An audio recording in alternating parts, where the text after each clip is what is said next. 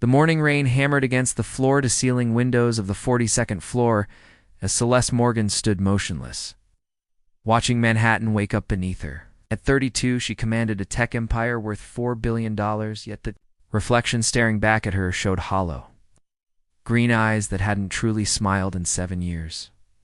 The Queen of Silicon. Celeste adjusted her charcoal blazer and returned to the mahogany conference table where 12 board members waited in. Respectful silence. Neuralink Industries had revolutionized brain-computer interfaces, making Celeste the youngest female tech billionaire in history.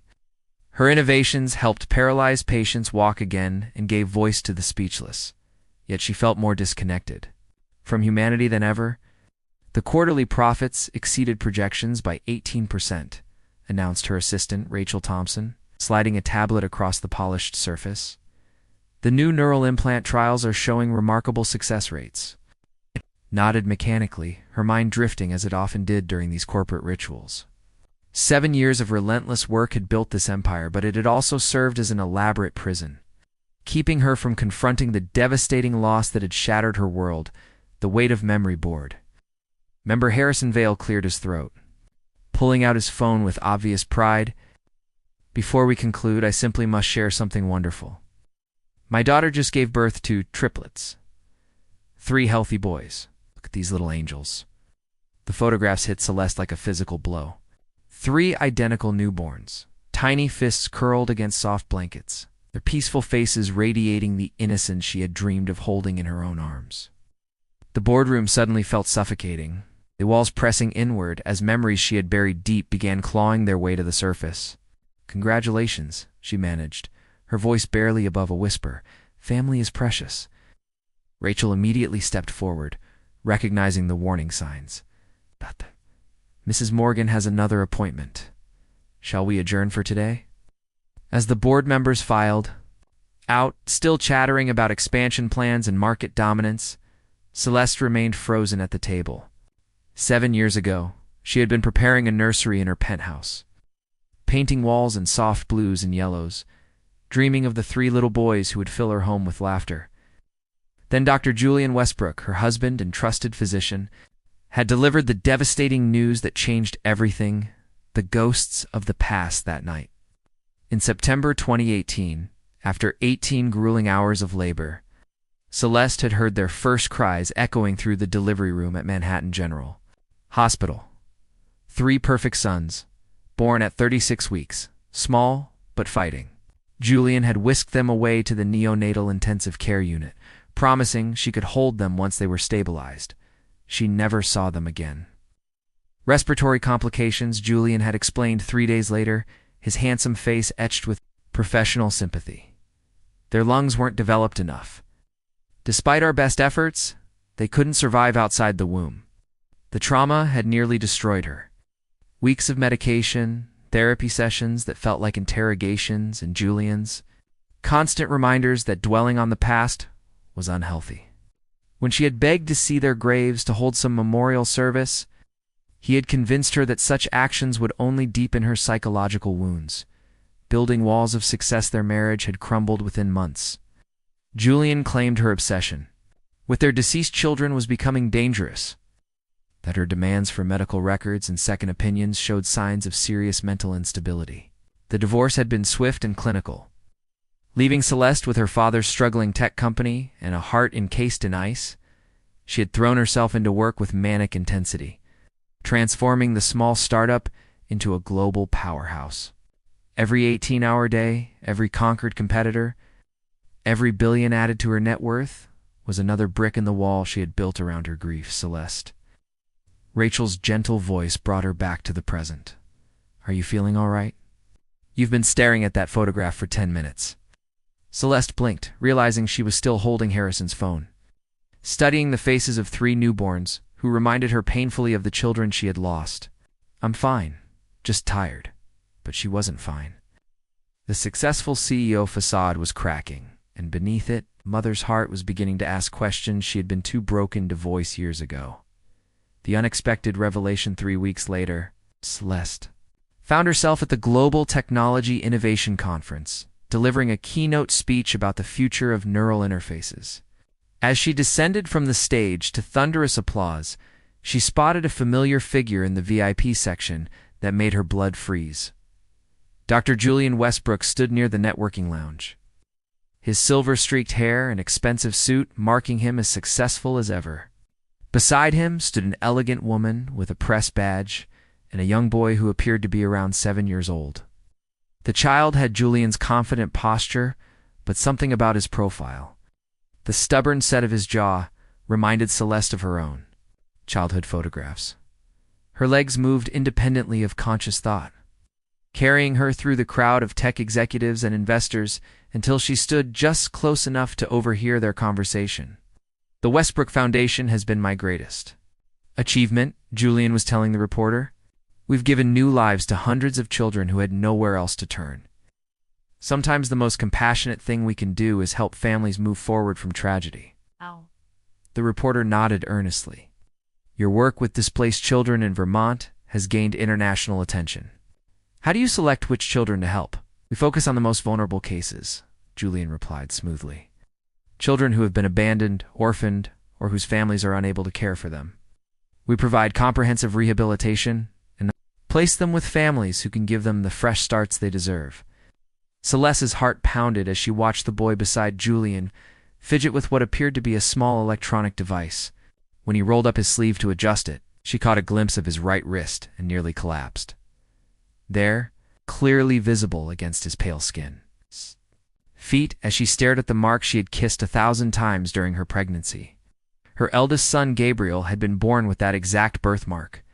She had joked with Julian that it looked like a tiny constellation, a sign that their child would reach for the stars. But Gabriel was dead. Julian had told her so. He had held her while she sobbed, administered medication to help her cope with the devastating loss, and eventually convinced her that accepting their deaths was the only path to healing, unless Julian had lied about everything.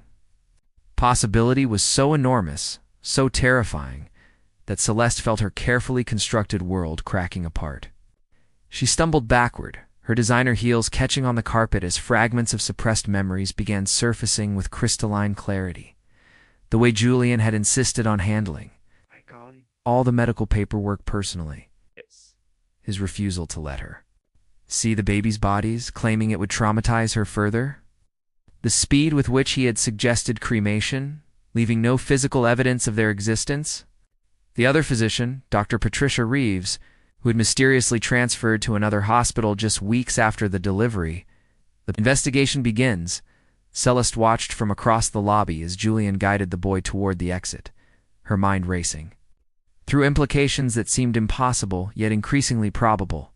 If that child was her son, if her triplets were alive somewhere, then everything she believed about the past 7 years was built on lies. As they disappeared through the revolving doors, Celeste pulled out her phone with trembling fingers and dialed a number she hadn't used in years. "Flynn Harrison, Private Investigations." "Flynn, this is Celeste Morgan. I need your help with something that's going to sound completely insane, but I need you to investigate whether my children who died 7 years ago might actually be alive." The silence on the other end stretched for several heartbeats before Flynn's gravelly voice responded. "Mrs. Morgan, in 30 years of investigation work, I've learned that the most insane possibilities are often closest to the truth. Tell me everything." The seeds of doubt that night, Celeste stood in her penthouse office, staring at the city lights that had witnessed her transformation from grieving mother to ruthless CEO, for the first time in 7 years. To hope. And the emotion was more terrifying than any business rival she had ever faced. Somewhere in the darkness beyond her windows, 3 children might be growing up without knowing their real mother was alive and searching for them. If Julian had stolen her babies and built his charitable empire on the suffering of desperate families, she would use every resource at her disposal to bring him down. The executive who had conquered Silicon Valley was about to wage the most important battle of her life, one that would either reunite her with her stolen children or destroy what remained of her carefully guarded heart. But for the first time since that devastating night 7 years ago, Celeste Morgan felt truly alive. The hunt for her children had begun, and she would stop at nothing to bring them home. The private investigation office of Flynn Harrison occupied a modest space in downtown Manhattan, its worn leather chairs and cluttered desk a stark contrast to the sleek corporate environments Celeste usually inhabited. Flynn himself was a weathered man in his 50s, with sharp blue eyes that had seen enough deception to recognize truth when it surfaced. The investigation deepens. "I've been digging into Dr. Julian Westbrook's activities since our conversation 3 days ago," Flynn began, spreading photographs and documents across his desk. "What I found is disturbing beyond anything I initially suspected." Celeste leaned forward, her hands clasped tightly in her lap. She had barely slept since the conference, her mind cycling through memories she had buried and possibilities too dangerous to fully embrace. The Westbrook Foundation was established in January 2019, exactly 4 months after your divorce was finalized, Flynn continued. But here's what's interesting about the facility itself. Julian purchased a 200-acre compound in rural Vermont using funds that appeared immediately after several large insurance payouts. Insurance payouts for what? Flynn's expression darkened. Malpractice settlements. Apparently, Dr. Westbrook has been involved in an unusual number of cases, where families lost newborns under his care. The settlements were always generous, always included strict confidentiality agreements, and always involved families who were too devastated to ask difficult questions. The room seemed to spin around Celeste as the full scope of Julian's deception became clear. How many families? Based on what I can verify, at least 23 cases over the past 8 years. Newborns who supposedly died from complications, respiratory distress, or genetic abnormalities. Every death certificate bears Julian's signature alone, with minimal supporting documentation from other medical staff. Celeste's voice came out, as barely a whisper. He's been stealing babies and telling their parents they died. The Vermont discovery Flynn pulled out a set of surveillance photographs that made Celeste's heart stop. The images showed a sprawling compound surrounded by high fences, with several buildings that looked more like a private school than a medical facility. In the courtyard, children of various ages played under careful supervision. "I managed to get these shots using long-range equipment," Flynn explained. The facility houses approximately 15 children between the ages of 6 and 12. They follow strict routines, never leave the property, and appear to be living under assumed identities. Celeste studied each photograph with desperate intensity, searching for familiar features among the young faces. Then Flynn handed her a magnified image that changed everything. 3 boys, approximately 9 years old, stood together near a playground structure. They shared the same light brown hair, the same determined jawline, and the same green eyes that stared back at Celeste from her own mirror every morning. "Ethan, Noah, and Lucas," she whispered, the names she had chosen during her pregnancy falling from her lips like a prayer. "Those are my sons." "Criminal network. There's more," Flynn said gently. "The Westbrook Foundation operates as part of a larger network. They don't just steal children. They create elaborate adoption pipelines that place these kids with wealthy families who believe they're rescuing orphans from tragic circumstances." Flynn showed her financial records that revealed the staggering scope of the operation. Julian charges adoptive families between $200,000 and $300,000 per child. He provides them with fabricated backstories about children rescued from war zones, natural disasters, or abusive situations. The families think they're heroes, never suspecting they're participating in child trafficking. Celeste felt sick as she processed the information. Her children weren't just alive. They were being sold to strangers who would raise them with false identities and invented histories. "The children in the compound appear to be in a preparation phase," Flynn continued. "They're given new names, taught fabricated personal histories, and psychologically conditioned to accept their new circumstances.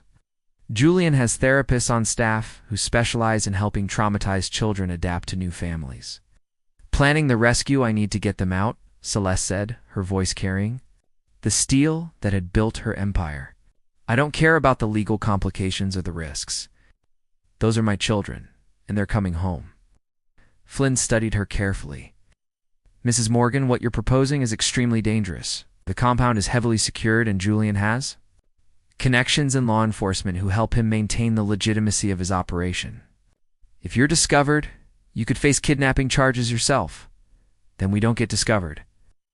Celeste's green eyes blazed with determination. I have resources Julian can't imagine.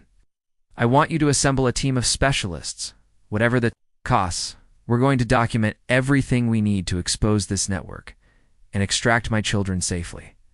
Over the next 2 weeks, Flynn recruited a team of former military specialists, legal experts, and digital forensics investigators. Celeste funded the operation through a network of shell companies, ensuring their activities couldn't be traced back to Neuralink Industries. The infiltration planned ER. Amanda Cole, a child psychologist who had worked with trafficking victims, provided crucial insights into the compound's operations. Based on the facility layout and the children's routines, your best opportunity will be during their outdoor recreation time, she explained during a planning session in Celeste's penthouse. The boys are always supervised, but there's a 15-minute window when they're moved between the playground and the main building.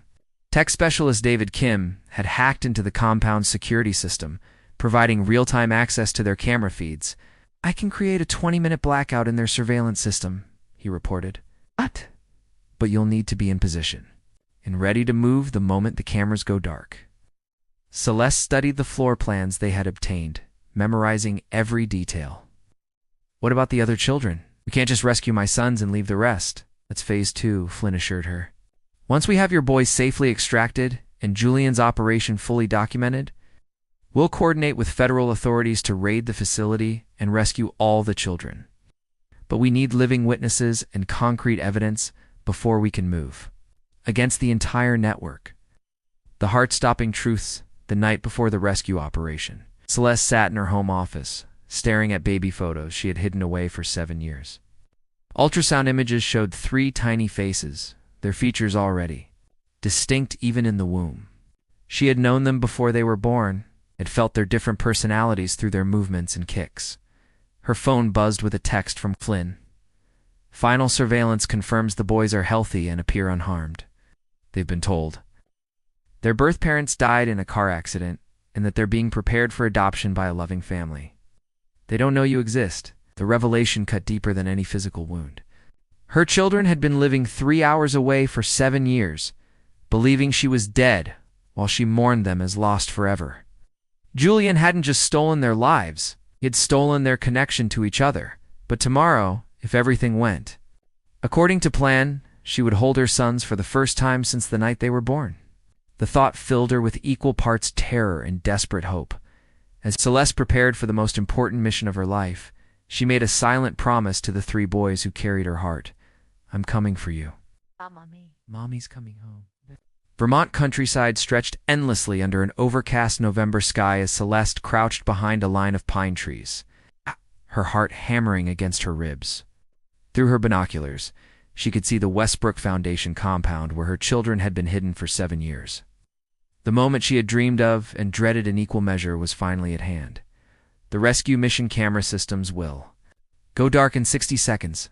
David Kim's voice crackled through her earpiece from his position in the surveillance van.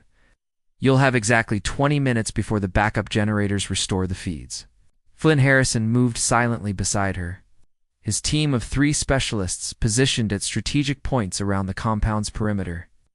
Remember, we extract the boys quietly and get them to the safe house. No confrontation with security unless absolutely necessary.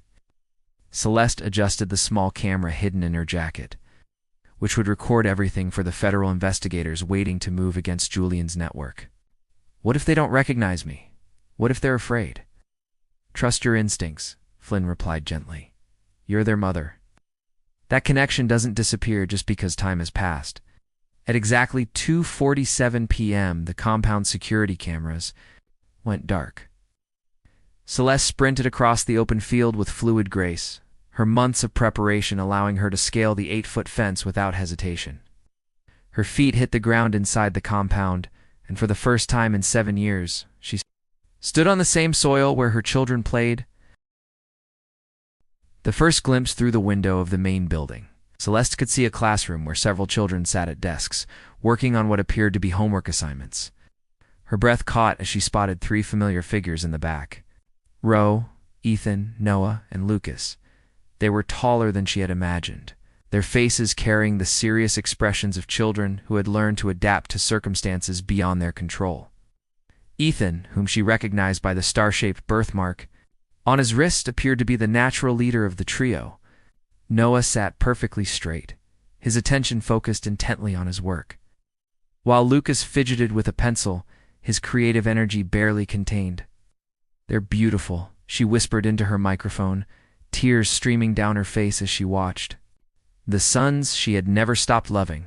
"Celeste, you need to move," Flynn's urgent voice reminded her. "The children will be transitioning to outdoor time in 3 minutes." The reunion. Celeste positioned herself near the playground equipment, her heart threatening to explode as the classroom door opened and a line of children emerged into the courtyard. The supervisor, a stern-faced woman in her 50s, guided them toward the play area while consulting her clipboard. The triplets walked together, as they apparently always did, speaking in the low tones of siblings who had learned to rely on each other for comfort and protection. As they approached the swing, Celeste stepped out from behind the maintenance shed. "Ethan, Noah, Lucas," she called softly. Using the names that had lived in her heart for 7 years, the 3 boys stopped instantly, turning toward her with expressions of confusion and curiosity. Up close, the resemblance was unmistakable. They had her green eyes, her stubborn chin, and the same way of tilting their heads when puzzled that she recognized from her own childhood photos. "I know this is going to sound impossible," Celeste began, dropping to her knees so she was at their eye level, "but I'm your mother, your real mother. And I've been looking for you since the day you were born." Ethan stepped forward protectively, positioning himself between his brothers and this strange woman who somehow knew their names. "Our parents died in a car accident.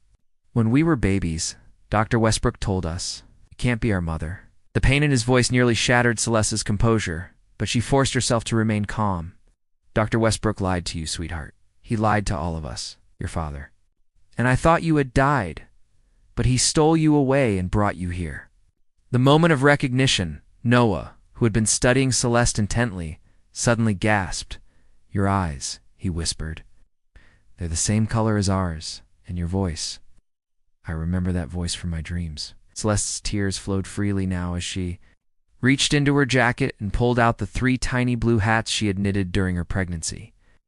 "I made these for you before you were born. I've kept them all these years, hoping someday I could give them to you." Lucas, the most impulsive of the 3, stepped forward and touched one of the soft knitted hats.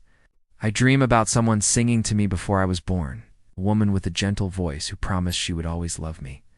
I used to sing to you every night," Celeste whispered, her voice breaking. "All 3 of you. I would put my hands on my belly and sing lullabies, and you would kick and move like you were dancing." The recognition dawning in their eyes was the most beautiful sight Celeste had ever witnessed. Years of suppressed memories began surfacing in their young minds. Fragments of a connection that had never truly been broken. The confrontation, "What the hell do you think you're doing?" Dr. Julian Westbrook's voice cut across the courtyard like a blade. He strode toward them with 2 security guards, his handsome face twisted with rage and panic.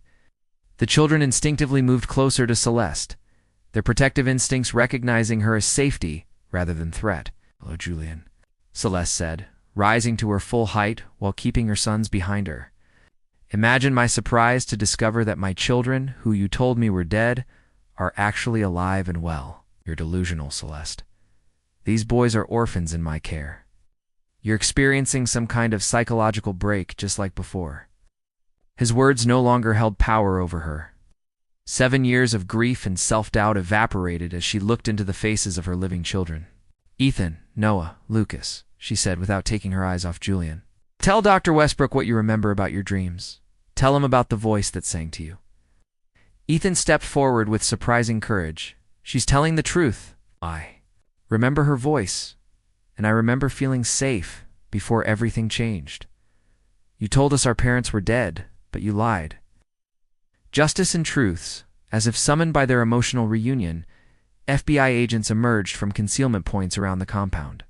Flynn had coordinated with federal authorities the moment they had sufficient evidence, and the raid was already in motion. "Dr. Julian Westbrook, you're under arrest for kidnapping, child trafficking, fraud, and conspiracy," announced Special Agent Rebecca Torres as she approached with handcuffs. We have warrants for the arrest of your entire staff and the seizure of all Foundation assets." Julian's face cycled through shock, rage, and desperate calculation. "You can't prove anything. These children were legally placed in my care through proper channels." "Actually, we can prove everything," Agent Torres replied. "Mrs. Morgan's private investigation provided us with sufficient evidence to obtain warrants. We've also located Dr. Patricia Reeves in Singapore. She's agreed to testify about the falsified death certificates and forged medical records."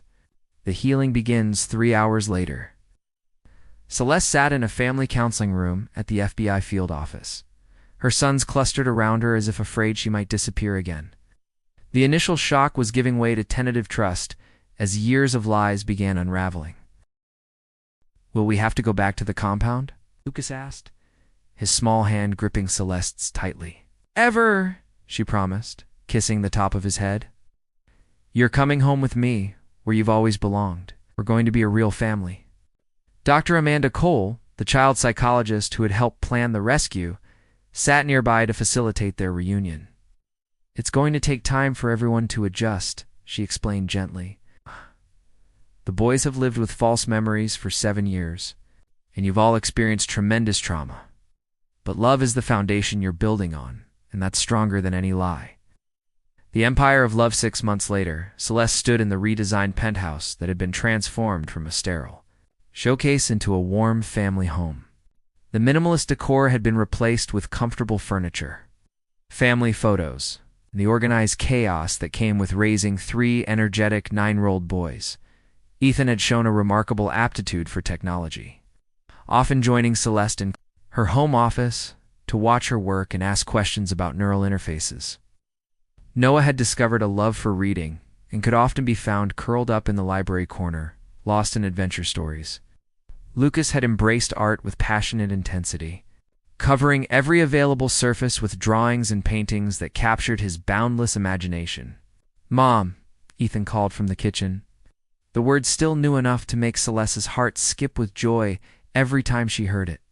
Noah and Lucas are arguing about whose turn it is to help with dinner. The casual domestic drama was more precious to Celeste than any corporate victory she had ever achieved. She had stepped back from day-to-day operations at Neuralink Industries, choosing instead to focus on the most important project of her life, rebuilding the family that had been stolen.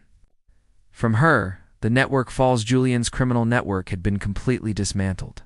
23 families were reunited with children they had been told were dead, while dozens of other stolen children were returned to their biological parents or placed in legitimate foster care. The Westbrook Foundation's assets were liquidated. To provide counseling and financial support for the affected families, Julian himself received a sentence of 35 years in federal prison with no possibility of parole. During his trial, the full scope of his operation was revealed: a sophisticated network that had stolen over 200 children across 15 states, generating millions in illegal profits while devastating hundreds of families. The perfect ending as Celeste tucked her sons into their beds that night, each in their own room decorated according to their individual personalities. She reflected on the journey that had brought them together. The executive who had once measured success in quarterly profits now understood that the greatest achievement was simply being present for bedtime stories and morning pancakes. "Mom," Noah said quietly as she kissed his forehead, "I'm glad you never stopped looking for us." "I never could have stopped," she replied, smoothing his hair. "You 3 are my heart walking around outside my body. No matter what happened, I was always going to find you." On Lucas's room, artwork covered the walls, including a family portrait he had painted showing 4 figures holding hands under a bright sun. "Do you think we'll always be together now?" he asked. "Always and forever," Celeste promised. "Nothing will ever separate us again." Ethan, ever the protective older brother, waited until she reached his doorway before speaking. "Mom, thank you for being brave enough to save us. We never gave up hope that someone would come, but we didn't know it would be you." Celeste turned off the lights and headed to her own room. She paused in the hallway to look at the family photos that now lined the walls. Pictures of birthday parties, weekend adventures, and quiet moments together told the story of a family rebuilding itself with love and determination. The tech billionaire who had once conquered Silicon Valley had discovered that her greatest victory wasn't built in boardrooms or laboratories. It was found in the laughter of three boys who called her mom, in bedtime stories that chased away nightmares, and in the daily miracle of a family that had survived the ultimate test, Celeste. Morgan had everything she had ever truly wanted. Her children were home, safe in their beds, and tomorrow would bring another day of the life they were building together. The empire of love she had created with her sons was worth more than all the corporate achievements in the world. Outside her penthouse windows, Manhattan sparkled with endless possibilities, but the most important future was sleeping peacefully. Just down the hall, dreaming the dreams of children who knew they were finally, truly home. The end.